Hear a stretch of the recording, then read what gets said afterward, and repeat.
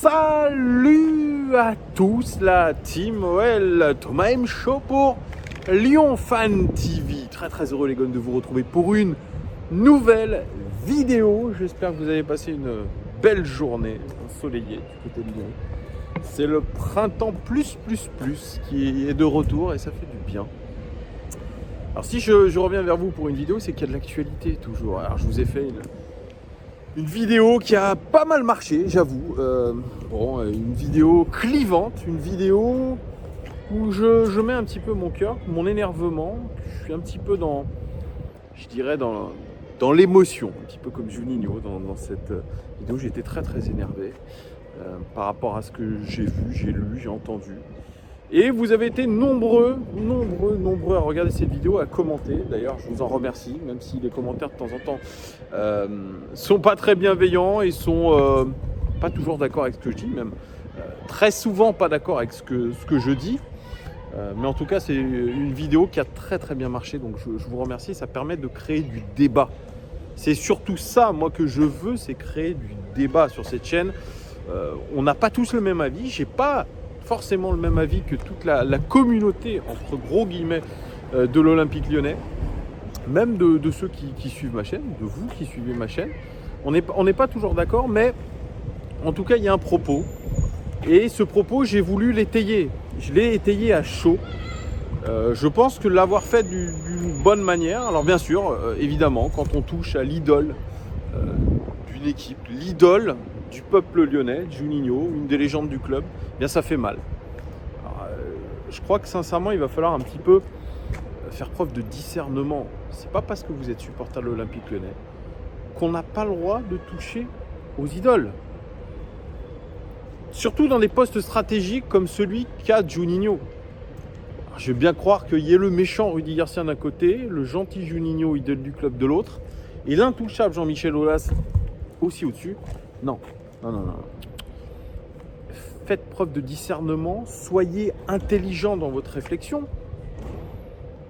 Les gars, je suis supporter de l'Olympique Lyonnais depuis 1997. J'avais 11 ans à l'époque, j'en ai 35 aujourd'hui. Juninho, je l'ai vu jouer.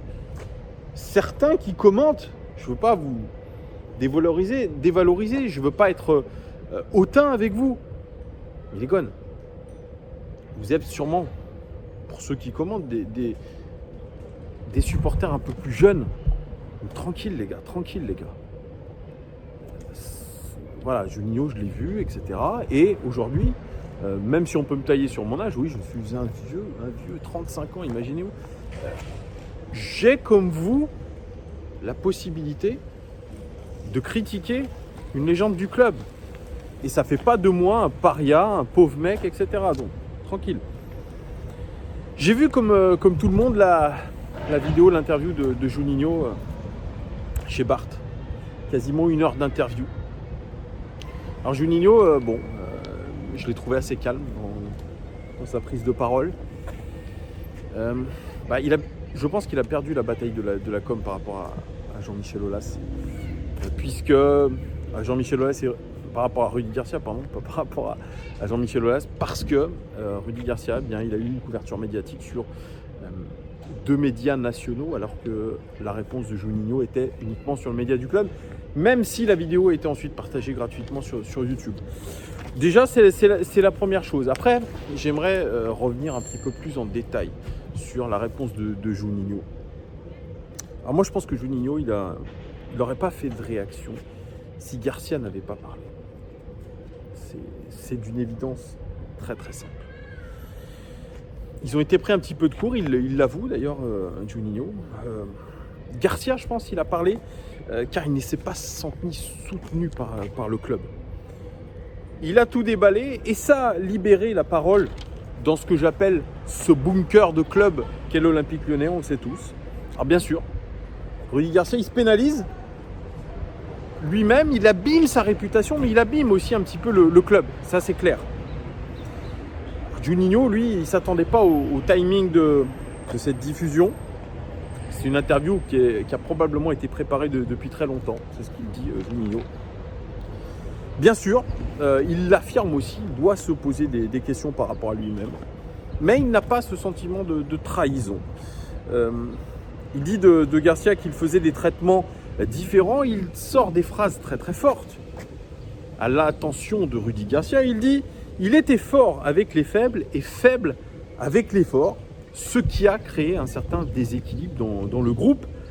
Il rajoute quelque chose qui est assez terrible pour Rudy Garcia. Il dit « Rudy a un manque total de confiance en lui, donc il parade, il fait le beau, il fait le coq en gros, entre guillemets.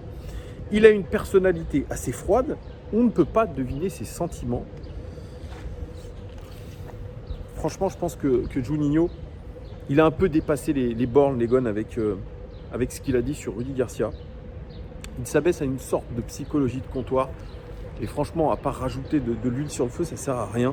Ce n'est absolument pas son rôle. Moi, je vais cibler un petit peu plus large. Je remercie aussi Antoine qui m'a aidé dans ce cheminement de réflexion. Il y a un vrai problème de découpage de postes encadrants à l'Olympique Lyonnais. Un problème de découpage des postes encadrants à l'Olympique Lyonnais, je le répète. Qui doit prendre des sanctions à l'Olympique Lyonnais? C'est Juninho ou c'est Rudy Garcia? Par exemple, sur Houssem Aouar, on sait tout ce qui s'est passé, il a refusé de s'entraîner après le match d'Angers. Juninho, il voulait le sanctionner sportivement et Rudy Garcia financièrement. Juninho réclame le droit de sanctionner les joueurs. Pour lui, c'est une valeur d'exemple par rapport aux plus jeunes joueurs. Les joueurs doivent comprendre qu'il y a une hiérarchie. C'est Juninho qui le dit.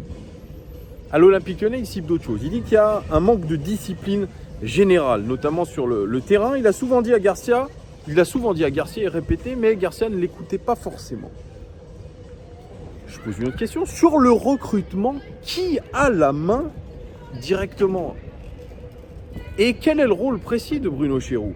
Bruno Chéroux qui est le directeur de la cellule de recrutement. Je vais vous donner un petit scoop. Sofiane qui a participé à l'émission de Bart. L'émission n'est pas en direct, sachez-le. Elle est enregistrée 3 heures avant et Sofiane, que je salue, a pu poser une question à Juninho, une très très bonne question d'ailleurs.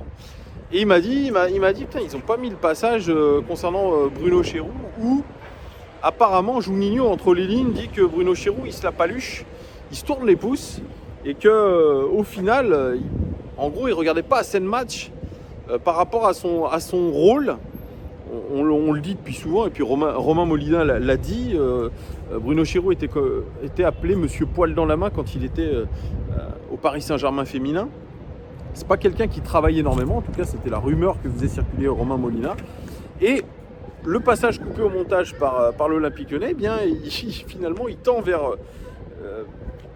vers valider un petit peu cette rumeur d'un Bruno Chéroux qui n'en fait pas beaucoup et qui n'a pas l'air de regarder beaucoup de matchs et de prendre son job à cœur. Donc vous voyez, il y a ce problème avec Bruno Chéroux. Problème très clair, Bruno Chéroux qui avait été recruté par Gérard Houllier, du temps de Gérard Houllier, voilà, c'est un bon ami de Gérard Houllier. Et il l'a placé comme ça à l'Olympique Lyonnais. Je pense qu'il n'y a pas vraiment eu d'entretien d'embauche.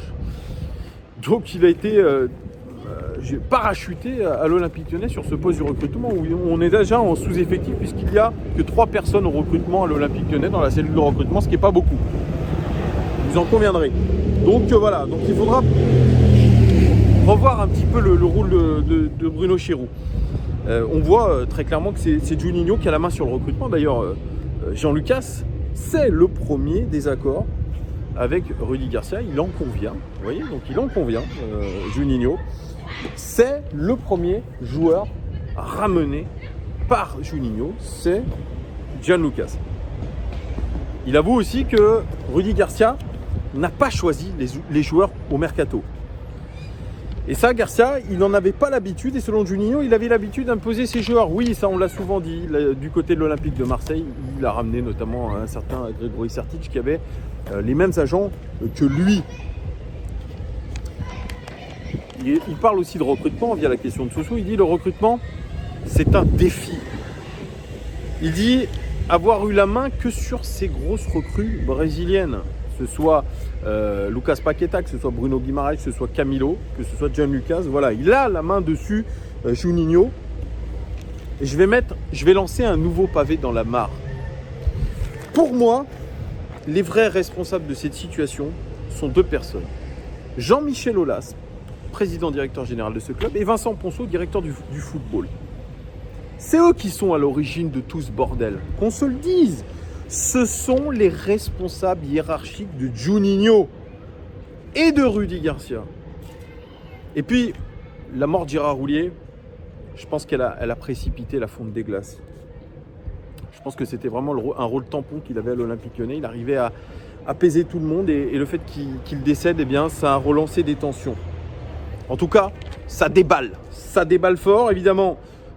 Garcia, on en convient tous, il se défausse toujours sur quelqu'un. Comme il l'a fait auparavant à l'AS Roma, ça s'est très mal terminé avec James Pallotta qui l'a démonté, l'ancien président de la Roma. Pareil à l'Olympique de Marseille. Mais il a mis le doigt où ça fait mal, à savoir, eh bien, Juninho, il défend ses recrues brésiliennes.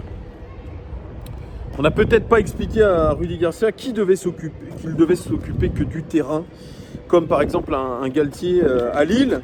S'il y a un problème extra-sportif ou un temps de jeu où le joueur se plaint, il doit aller voir directement son directeur sportif et non l'entraîneur. Voilà, tout simplement, ça devrait être ça. Mais Juninho, il se réclame le droit de donner son avis sur les choix de Rudy Garcia, car il est directeur sportif comme s'il était un deuxième entraîneur, et c'est ça qui ne va pas. Remarquez, on dirait à l'époque de Bruno Genesio, on le sait tous, c'est pas Genesio qui faisait les compositions d'équipe, c'est Jean-Michel Aulas et surtout Gérard Houllier. Donc voilà. Pour lui, le coach et le directeur sportif, ils doivent être solidaires. Mais ça serait tellement beau. Mais regardez, actuellement, entre Pochettino et Leonardo, ça se passe très mal. Entre Pochettino et entre Leonardo et Unai Emery, ça s'est extrêmement mal. Avec Unai Emery surtout et Enrique avant, ça s'est extrêmement mal passé. Entre Leonardo et Tourelle, ça s'est extrêmement mal passé aussi. Donc je pense que ça reste de l'utopie. On le voit très bien. Il a aussi donné des conseils Juninho à Rudy Garcia sur le positionnement de certains joueurs. Et il dit être dans son rôle de directeur sportif quand il fait ça. Mais si les responsables sont Aulas et Ponceau, il y en a d'autres qui sont probablement responsables à 90% de ce qu'il se passe. Ce sont les joueurs.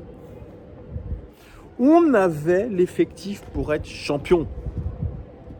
Arrêtons de tourner autour du pot, les amis. Les joueurs, ça les arrange. Ils prennent le pognon et ils font ce qu'ils veulent. Juninho, il dit dans son interview avec Bart quelque chose de très intéressant. Il a fait redescendre les joueurs sur terre par rapport aux supporters. On sait très bien, la plupart des joueurs ont une attitude hautaine par rapport à nous. Ça date pas d'aujourd'hui, mais plus encore aujourd'hui. Par exemple, il leur a montré que quand tu étales ton train de vie sur les réseaux sociaux et que derrière, tu n'es pas bon en match, tu reçois une soufflante et que c'est normal. Les joueurs se posaient des questions par rapport à ça, mais c'est la vérité. Et il a fait comprendre aux joueurs que le plus important, c'était pas l'argent, c'était les trophées. Parce que les joueurs dans la tête ont cette idée toujours de vouloir beaucoup plus d'argent. Juninho, il pointe aussi du doigt quelque chose en début d'interview avec Bart. Il dit on n'a pas mérité d'être en Ligue des Champions. On n'a pas été régulier cette saison. Pourquoi ? Parce que, notamment, on a des joueurs qui n'ont pas fait le job. Il demande à ces joueurs-là que s'ils ne sont pas contents d'être à l'Olympique Lyonnais, de se barrer tout simplement. Et il a raison. Selon Juninho, on a un effectif égoïste. Si l'Olympique Lyonnais est irrégulier, c'est parce qu'il n'y a aucun contrôle des égos dans cette équipe. Garcia, selon Juninho, Rudy Garcia n'aurait pas réussi à mettre de la discipline dans le vestiaire. Mais c'était le cas déjà sous Silvinho. Moi, quand j'avais rencontré un membre du staff, il m'avait dit ouais, franchement, c'est le sbeul. Tout le monde arrive en retard, on s'en fout. Silvinho, il est trop gentil. Ça date pas d'aujourd'hui, ce problème. Il parle de plusieurs joueurs et notamment de Memphis Depay. Memphis Depay, fin de contrat, il est resté 4 ans et demi à Lyon. C'est un garçon qui ne voulait pas jouer à gauche. On l'a souvent dit, il veut jouer tout le temps dans l'axe. Mais selon Juninho, c'était son meilleur poste à gauche car il pouvait dribbler en 1 contre 1. Il pouvait aussi faire des passes décisives et marquer de cette position-là. C'est plus facile d'être décisif sur un côté que dans l'axe parce qu'il prend l'exemple que seuls les très très grands joueurs peuvent se débrouiller dans la forêt de l'axe du terrain. Alors que sur un côté, c'est beaucoup plus simple. Il parle aussi de l'attitude de Memphis Depay. Il est venu à plusieurs reprises dans le bureau de Juninho, notamment pour, en gros, minimiser la sanction de Houssem Aouar. Et il est parti, soi-disant, en claquant la porte du bureau de Juninho, puisque Juninho a voulu être intransigeant. Il avait une relation bizarre avec Juninho, très ambivalent. Un jour, il va lui offrir un maillot, il va rigoler avec lui, et l'autre, et un autre jour, il ne va pas le calculer. C'est Memphis Depay, ça. Il était un petit peu le défaut et la qualité de l'équipe. Capable de créer des occasions, mais sans le ballon, il n'y avait pas de pressing et ça se voyait. Alors, il y a Philippe Sansfourche dans l'équipe du soir qui disait que... non, c'était pas Philippe Sansfourche, c'est Alain Perrin, notre ancien coach, qui disait dans France Football que c'était peut-être un problème de moteur. C'est-à-dire qu'il n'avait pas le moteur pour faire le pressing, Memphis Depay. Bref, il a donné cet exemple parlant des deux finalistes de la Ligue des Champions, Chelsea City, avec le travail notamment au pressing de Kevin De Bruyne et Bernardo Silva. Voilà, il dit qu'il n'y a que 4 joueurs dans le monde qui doivent être exemptés de pressing. Et encore, je ne suis peut-être pas forcément d'accord avec lui, c'est Neymar, Mbappé et Messi et Cristiano Ronaldo. Ça, pour moi, c'est du pipeau.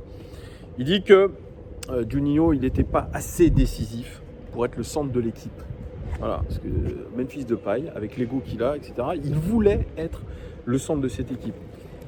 Et il dit il n'a pas été assez décisif pour l'être. Je ne suis pas forcément d'accord avec lui.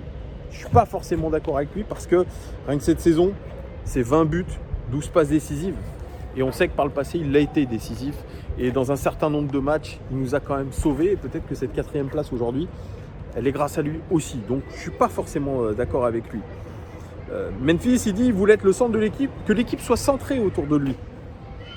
Mais pour que vous soyez le centre d'une équipe, il faut que vous fassiez partie des meilleurs joueurs mondiaux, ce qui, selon Juninho, n'est pas le cas avec le plus grand respect qu'il a pour lui.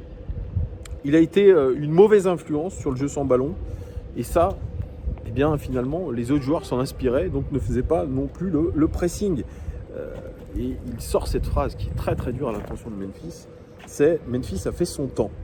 Et il rajoute quelque chose, il a dit même si le président, il voulait à tout prix le prolonger, et même en se mettant entre guillemets en danger économiquement. Donc il était prêt à tout. Et Memphis, je pense, aurait prolongé si on lui avait dit « Écoute, oui, on fait l'équipe autour de toi ».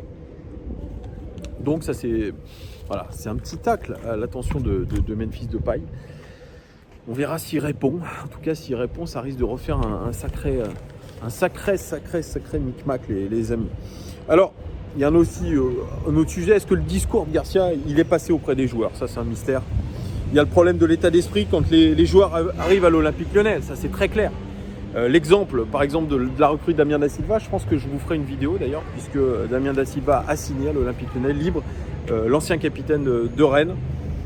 C'est un exemple frappant. Dans cette équipe, il faut mettre des cadres. Et oui. Par exemple, si on donne l'exemple de Houssem Aouar. Aouar, qui a été absent une bonne partie de la saison, il a joué la moitié de la saison, les amis. Il a été pénalisant une bonne partie de la saison. Et Karl Toko Ekambi, on peut dire ce qu'on veut, il a raté trop d'occasions. Et c'est lui qui les a ratés, c'est personne d'autre. C'est pas Juninho, c'est pas l'entraîneur, c'est pas le président. Mais il y a aussi un autre problème à mettre en compte, c'est qu'il ne faut pas faire perdre de la valeur marchande aux joueurs. Et ça aussi, ça rentre en ligne de compte et ça rentre dans le micmac, les amis. En parlant d'état d'esprit, vous regardez hier la finale entre Villarreal et Manchester United. Vous avez cette équipe de Villarreal qui a un état d'esprit formidable, les amis. Une alliance entre de l'expérience, des leaders. Bravo notamment à Unai Emery. Il dit, Unai Emery, il n'y a pas de secret pour avoir la réussite que j'ai, notamment en Coupe d'Europe. J'ai regardé et disséqué sur la dernière semaine 15 matchs de Manchester United. Petit clin d'œil à Bruno Chéroux. Voilà, il n'y a que le travail qui paye. Voilà, et Unai Emery, si on lui laisse le temps de faire les choses, ce qui aurait pu être le cas à Paris, eh bien, il fait des grandes choses. Bravo à lui. Concernant Bruno Guimaraes, parce qu'il y a eu Memphis, on a discuté, il y a Bruno Guimaraes aussi. Je crois qu'il n'a pas le droit lui aussi de l'ouvrir comme ça, se payer la tête du coach sur les réseaux sociaux. Parce que franchement, il n'a pas fait une bonne saison. Alors, bien sûr, il n'a pas été épargné par les blessures. Il l'a dit lui-même, j'ai joué blessé. Et en plus, il a eu le Covid. Ça, c'est pas la faute de Garcia. Garcia, je vais vous dire quelque chose, j'ai re-regardé toutes les conférences de presse. Juninho disait qu'il ne les regardait pas. Moi, je les ai regardées, les conférences de presse de Garcia. Il a toujours défendu Bruno Guimaraes. Toujours. Il a toujours ménagé Bruno Guimaraes. Donc, il faut arrêter aussi de raconter des conneries.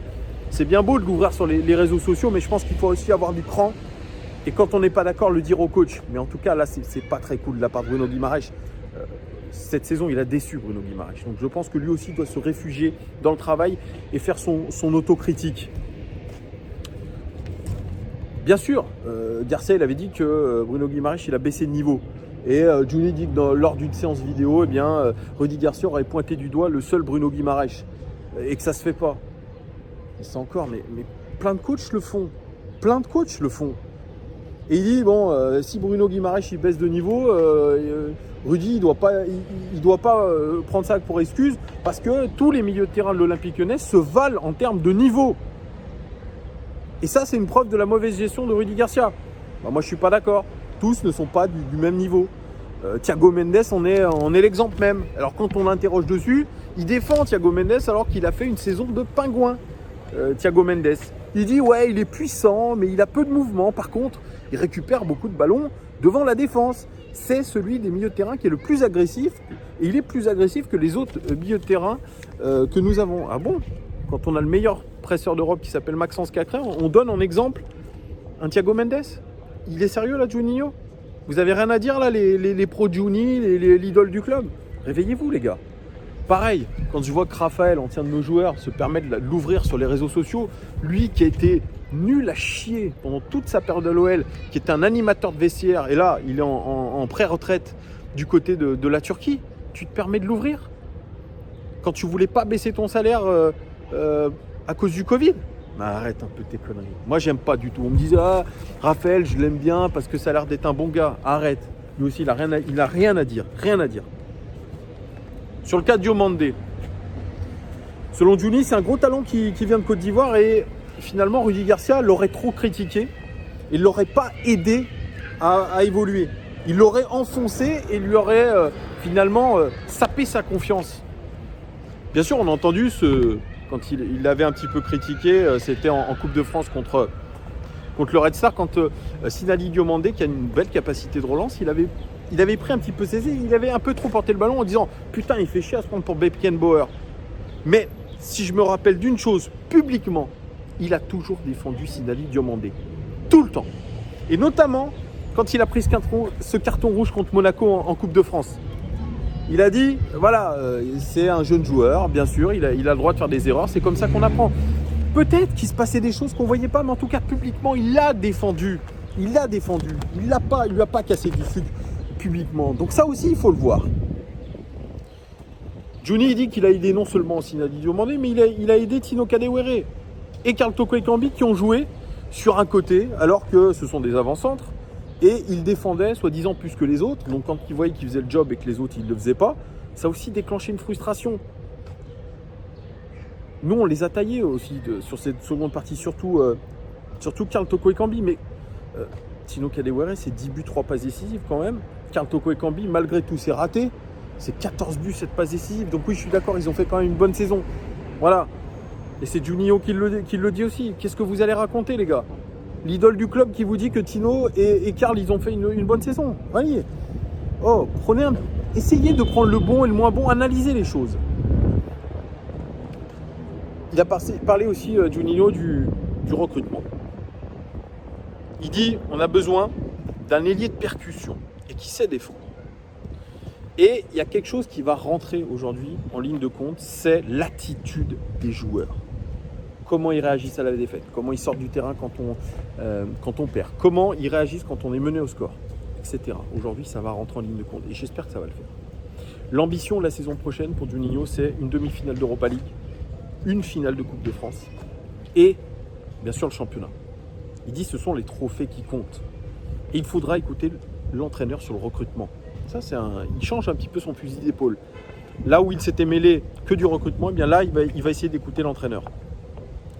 Il dit, cette fois-ci, il y aura un consensus sur l'entraînement. Et puis après, il se reprend, il dit, mais la dernière fois aussi, il y avait un consensus. Juninho, il a bien le dernier mot sur le choix de l'entraîneur, mais le truc important, c'est qu'il n'ira pas contre l'avis du président. Si le président a dit oui, il ne va pas dire en dernier lieu, bah finalement non, président. Donc c'est toujours Jean-Michel Aulas qui décide.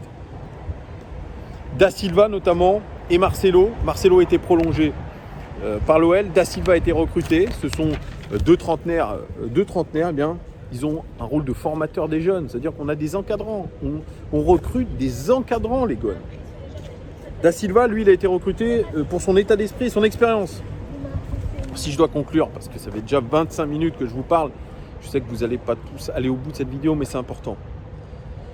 Comment était-ce possible, les gones, que ça marche entre un mariage de raison, Garcia, et l'idole du club, Juninho? Comment c'était possible? Ça ne pouvait pas le faire.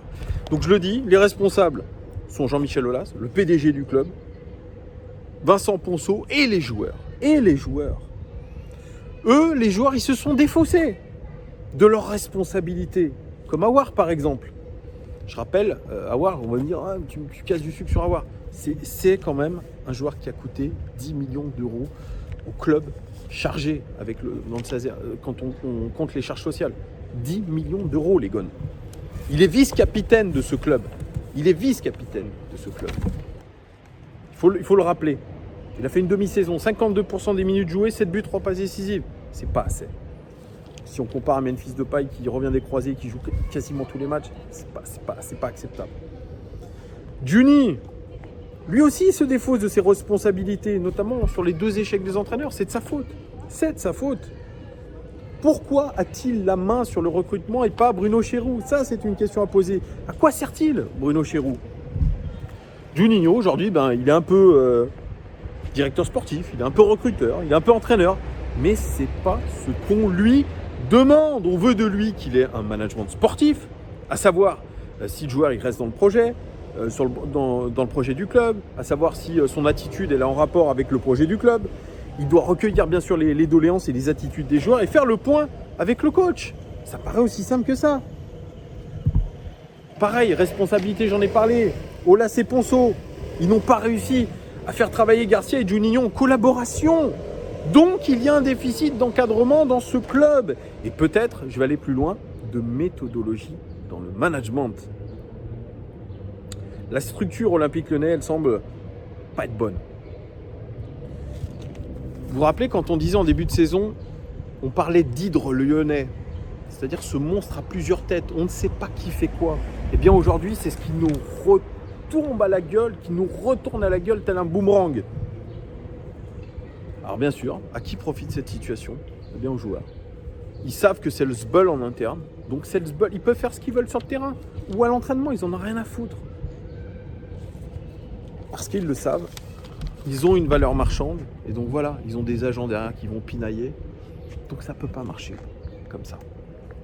Voilà ce que je pouvais vous dire, les gones, sur cette situation électrique du côté de l'Olympique Lyonnais. Il va falloir retrouver cette sérénité. Pour l'instant, ce n'est pas le cas.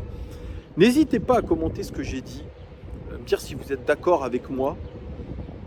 Et voilà, merci de votre fidélité en tout cas, merci de tous vos nombreux messages, même s'ils ne sont pas forcément d'accord avec moi, mais c'est pas grave, j'ouvre un petit peu le débat, les gones.